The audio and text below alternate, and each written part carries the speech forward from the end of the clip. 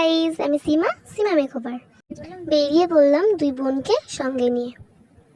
আর আজকের বুকিংটা ছিল আমাদের গ্রামেতেই, আর ও আমাকে 1 ঘন্টা আগে বুকিং করেছে। বাজে দেখো 5:39। আর আমার মাথায় তো পড়ে গেল হাত যে আমি কখন সাজাবো, কখন বাবা রেডি করাবো।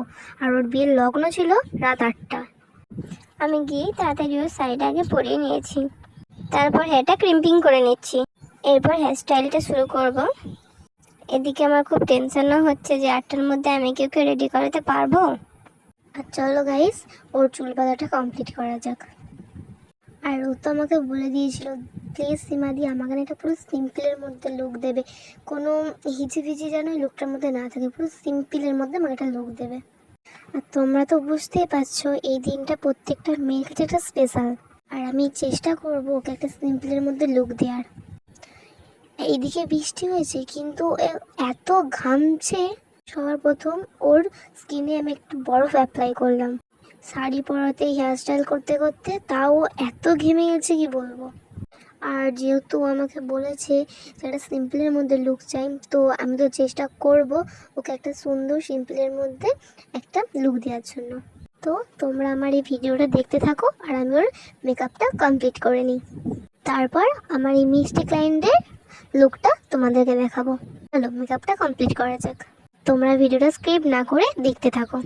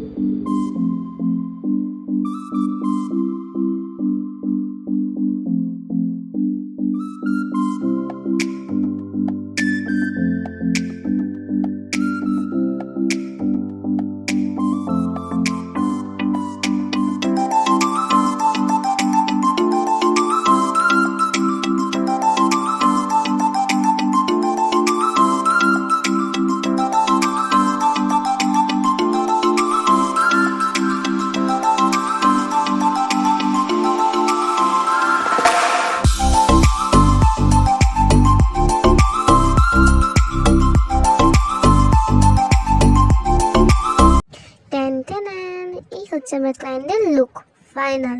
তো তোমরা বলো আমার ক্লায়েন্টকে কেমন লাগছে।